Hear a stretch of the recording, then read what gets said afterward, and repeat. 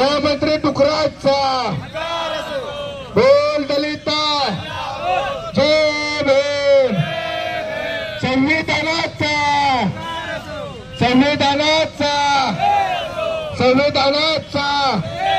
Doctor Babasaheb आंबेडकरांचा जय भीम जय भीम।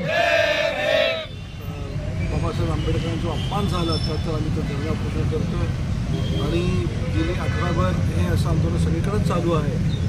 आम्ही या शब्द ते वापरले त्यांना देव समजत नाही असं मला पण वाटतं, कारण त्यांनी आम्हाला सांगायची गरजच नाही की त्यांना तुम्ही देव म्हणा किंवा न सांगा।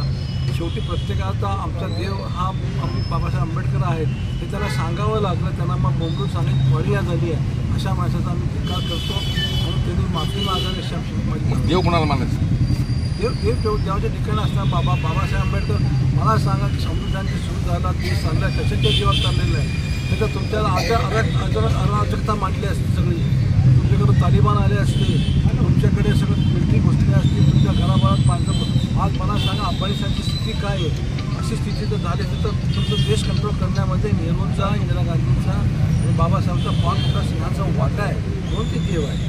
भारताचा जो गृहमंत्री आहे अमित शाह हा भारताचा गृहमंत्री आहे।